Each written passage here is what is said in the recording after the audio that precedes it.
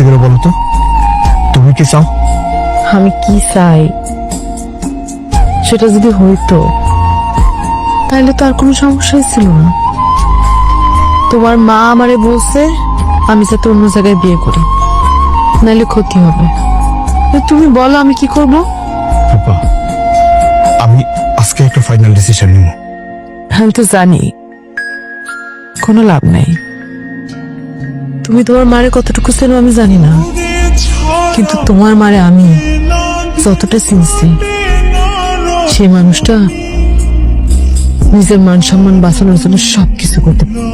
আমিও তো তার ছেলে, সে যদি পারে আমি কেন তোমার ছেড়ে যাব? দেখি ছেলে ছাড়া মা কিভাবে থাকে। রূপা, আমি মানে আজকেই বোঝাবো। আমার বিশ্বাস মা যেভাবে হোক রাজি হবে। ওই দপ্তরে তার মেয়েরে দিয়ে চাইতেছে যাতে উঠত।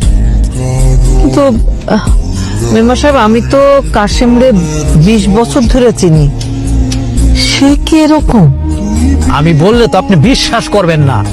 বিশাল কিছু করতে হইলে তবে আগে থেকে প্ল্যান করতে হয়। যেটা শুরু করছে এখন তার মায়ারে দিয়ে। তা অবশ্য ঠিক।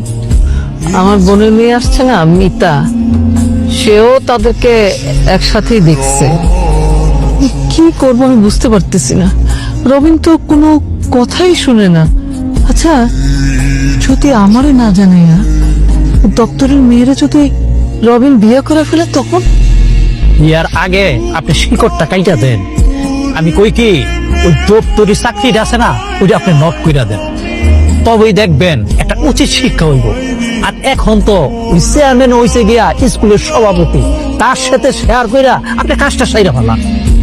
চেয়ারম্যান যদিও আমারে ভালো চোখে দেখে না, তারপরে নিজের স্বার্থের জন্য আমি ওনার সাথে কথা বলবো। মা, তুমি কি রূপাদের বাড়িতে গেছিলা? হ্যাঁ, তুমি কি ওই বাড়িতে গিয়ে বলে আসছো যে রূপার অন্য জায়গায় বিয়ে দিয়ে দিতে, বিয়ের যা টাকা পয়সা লাগবে তুমি দিবা, এ কথা বলছিলা? আমার সব কথার কৈফিয়ত কি এখন তোরে দিতে হবে? মা, তুমি তো আমার ভালো চাও, যেখানে গেলে আমার ভালো লাগবো, সেই বিষয়টা তুমি মানতে পারতেছো না কেন? কারণ আমি যে একটা সমাজে থাকি, সমাজের সব মানুষজনকে নিয়ে আমার চলতে হয়। আমার নিজের একটা অবস্থান আছে, সেই অবস্থান থেকে আমি নামিয়ে যেতে পারি না। আর তুই আমার ছেলে হইয়া এমন একটা কাজ করলি যেটার জন্য আমি লজ্জায় মানুষের মুখ দেখাইতে পারবো না।